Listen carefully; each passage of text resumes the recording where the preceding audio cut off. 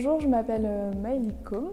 Actuellement, je suis menuisière scénographe au Palais des Beaux-Arts de Lille. Alors moi, après le bac, je me suis orientée en ingénierie, donc je suis rentrée dans une école d'ingénieur. Et autant concevoir des choses, ça m'intéressait, mais travailler dans des grosses boîtes et sans avoir tout le recul de la fabrication, de la création, et de faire finalement qu'une petite partie du projet, quelque chose me manquait. Et c'est pour ça que j'ai décidé de me réorienter en ébénisterie à Saint-Luc, du coup, à Tournai.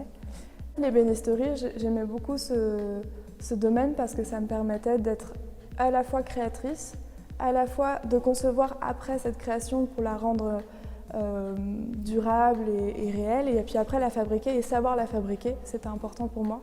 L'ébénisterie en tant que telle, du métier de plaqueur et de marketeur, ça date de Louis XIV, mais fabriquer des meubles d'art et des meubles de cérémonie, ça date de l'Égypte antique, et c'était vraiment un domaine qui m'intéressait aussi pour toute cette histoire qu'il avait derrière. Et c'est pour ça que j'étais très heureuse de faire ces 3 ans à Saint-Luc. Après, en complément de ça, j'ai fait une licence de culture et médias pour en connaître un peu plus sur l'art, sur la culture en général, pour enrichir mes créations. J'ai fait beaucoup d'histoire de l'art contemporain. Et c'était assez intéressant de savoir comment les artistes, avec leur vision de l'art, vont l'exprimer plastiquement. Et du coup, ça a pu m'enrichir sur ma création. À Saint-Luc, sur les 2 premières années, j'ai vraiment appris l'ébénisterie traditionnelle, c'est-à-dire que j'ai appris comment réagissait le bois, à savoir l'analyser, à savoir quelle bouffe faut que je prenne pour que le meuble soit joli. J'ai appris des techniques de marqueterie, un petit peu de sculpture. J'ai appris à faire des assemblages traditionnels. J'ai aussi appris tout l'historique du mobilier, avec les différents styles aux différentes époques, savoir les analyser, les reconnaître, savoir pourquoi ça prend cette forme. Et ça, c'est important parce que chaque design reflète la société dans laquelle elle a été créée. C'est des valeurs. Du coup, ces 2 premières années, c'était très théorique. Et la 3e année, on a une spécialisation où j'ai choisi de me spécialiser en création.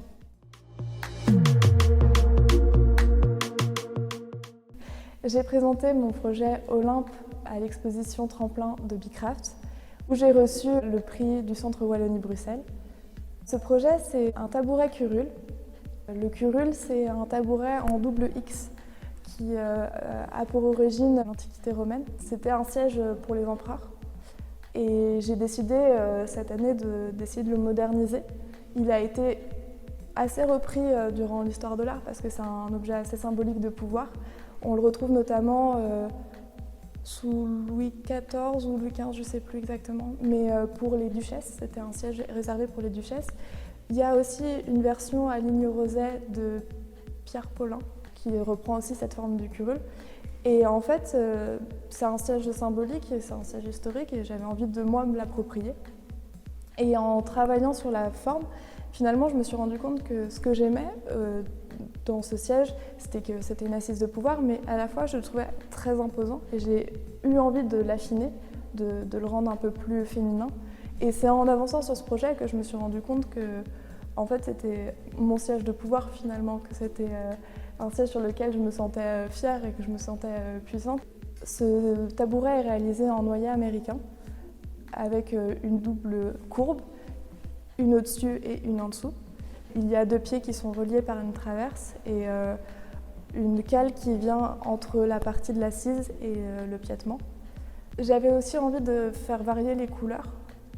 C'était quelque chose qui, par contraste, peut donner un peu de lumière. Le noyer américain, c'est assez joli, mais c'est très foncé. Contrairement au noyer français, il n'a pas toutes ces lumières dans le bois. Le noyer français, il va vraiment partir d'une teinte très sombre. Et on peut retrouver des lignes roses, des lignes jaunes, et finalement, du coup, ça capte la lumière. Le noyer américain n'a pas ça. Il est violet et quand le vernis, il devient très foncé. Et du coup, j'ai joué avec une autre essence beaucoup plus claire que j'ai mis en dessous pour justement essayer de capter un peu plus de lumière et renforcer cette courbe de l'assise. Ça donne presque une impression de flottement entre l'assise et le piétement. J'ai choisi le nom Olympe pour ce projet en référence à Olympe de Gouges, qui est une féministe de la Révolution française, dont le parcours me touche particulièrement. Je l'ai découvert avec une BD que j'avais quand j'étais adolescente. Et du coup, c'est un personnage historique que j'aime beaucoup parce qu'on ne met pas beaucoup les femmes en avant dans l'histoire. Et finalement, il y en a des très intéressantes et juste peut-être un peu moins connues.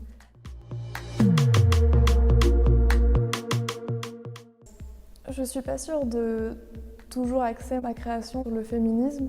Par contre, je pense qu'effectivement, on ne peut pas créer sans dire un peu notre engagement et nos valeurs. La création, c'est une expression de soi. Cet objet, là, j'en suis fière et ça me représente aussi d'une certaine manière. Moi, ce qui me touche énormément aujourd'hui, comme beaucoup de jeunes de mon âge, je dirais, c'est le problème écologique, forcément. Et en fait, disons que ce qu'on retrouvera forcément dans mon travail, c'est une réflexion sur la durabilité de l'objet que je produis et d'essayer que cet objet dure le plus longtemps dans le temps, pour un souci de consommation et aussi le fait que cet objet puisse être réparé et puisse avoir une nouvelle vie. Les meubles du XVIIe, du XVIIIe, du XVIe, ils sont encore là, ils sont dans des musées et ils sont encore utilisables. Et il y a encore dans des salons de certaines personnes des meubles qui sont hyper anciens et qui peuvent servir.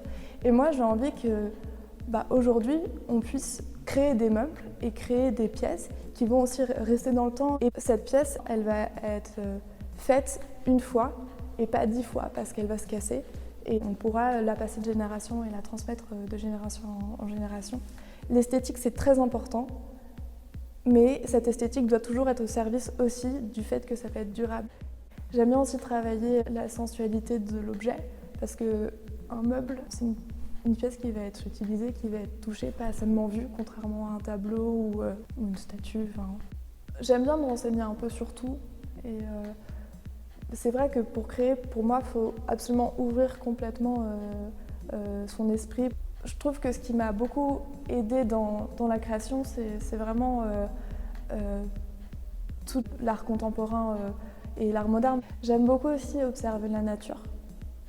Je pense qu'en termes de forme, on retrouve énormément d'inspiration sur les arbres, sur les feuilles, sur les nervures. Par exemple, un autre projet que j'ai fait, ça reprenait les nervures des champignons vus du dessous. Et c'était pour faire une table recouverte d'un verre. Et du coup, de voir le tout d'un champignon finalement du dessus. Et c'est vrai que dans un souci écologique, c'est important aussi de refaire rentrer de la nature dans les intérieurs. Et puis après, j'aime beaucoup observer l'architecture. Je trouve que c'est hyper inspirant de se balader dans les rues et de lever la tête parce qu'on trouve nos inspirations aussi dans le quotidien.